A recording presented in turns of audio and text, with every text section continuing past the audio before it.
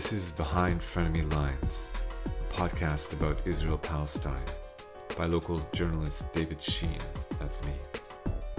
Today we're going to be talking about voting in Israel and what results we can expect in the upcoming Israeli elections. For Palestinians, elections won't challenge the rule of Israel's domination camp.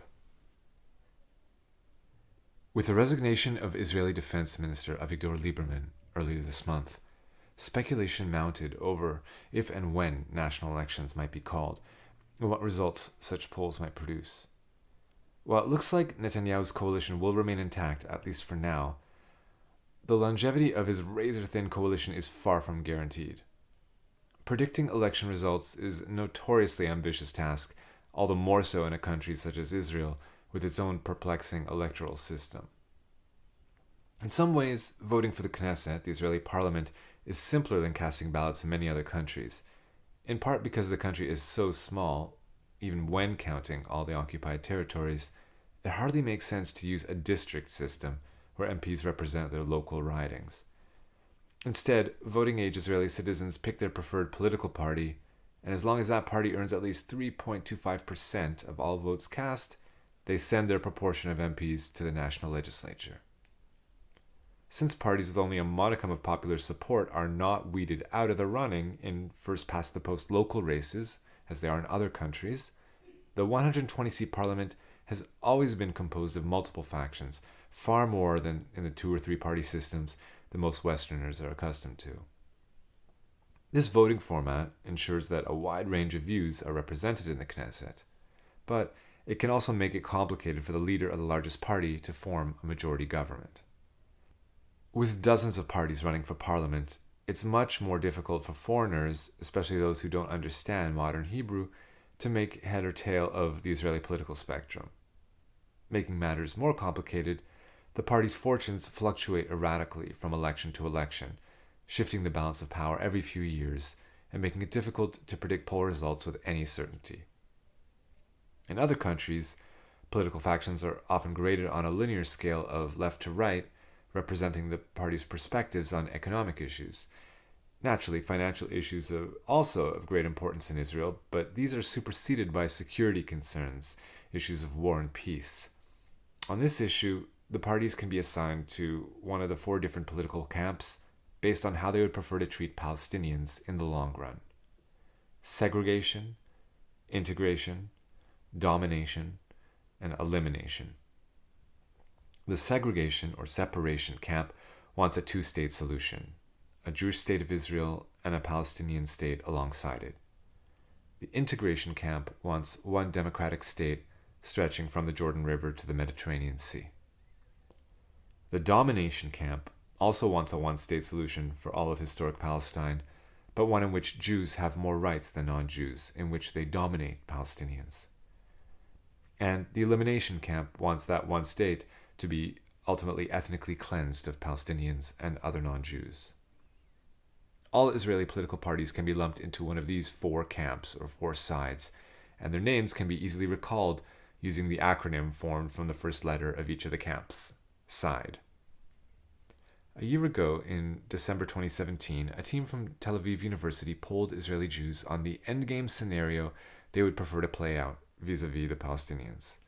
The stated results were as follows: 45% preferred the segregation solution, 14% preferred integration, 11% preferred domination, and 14% preferred elimination. On the face of it, the poll results would seem to be encouraging. They indicate that a significant majority of Israeli Jews would prefer that the country consist of either 1 or 2 democratic states, and those who want apartheid or worse add up to 1/4 of the Jewish population. A troubling figure, to be sure, but still only a minority.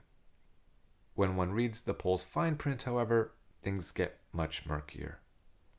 Close to half of the Jewish respondents profess to support a 2-state solution for Israel-Palestine, but when probed further on the specific details that any actual 2-state solution would entail, this wide base of support quickly dissolved. Quizzed about security control, settlement evacuation, territory swaps, capital in Jerusalem, and refugees' right of return, the absolute minimum conditions necessary for any such solution as far as Palestinians are concerned, Jewish support for two states plummeted to less than 19%.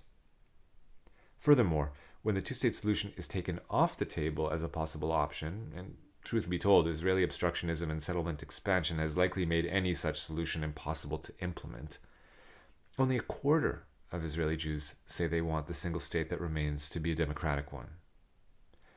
More than 60% of the Jewish population say that they want the one remaining state to be one in which Arabs are only second class at best, or else expelled altogether. It would seem that Israeli Jews have a tendency to exaggerate their support for democracy and to underreport their support for apartheid, or even worse. Rather than quizzing Israeli Jews on the number of states they would like to live in, a more reliable indicator of their political opinions would ask them how they would like the country's non-Jews to be treated, as in a Pew poll published in 2016. The results: a full 79% embraced the domination credo, which gives Jews preferential treatment over Palestinians, and 48% embraced the elimination credo, which would see Palestinian citizens of Israel expelled from the land altogether.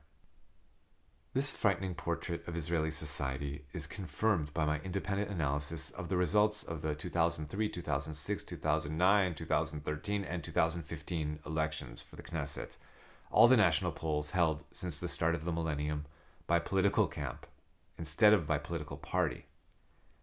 The Israeli political system may appear to be a puzzling mess from afar, and even more so from up close, but when one zooms out to medium resolution, it becomes possible to see the forest for the trees, so to speak. And upon inspection at this level of detail, the Israeli political spectrum would appear to be very stable indeed. Since the start of the Second Intifada in 2000, every Israeli election has produced near identical results.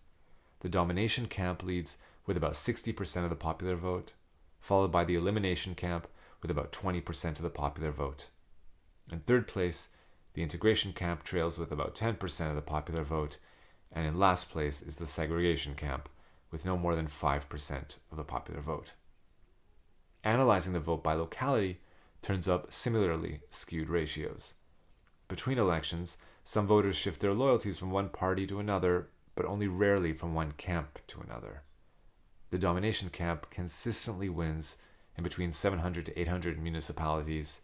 The elimination camp wins between 150 and 200 municipalities, and the integration camp wins in about 100 municipalities.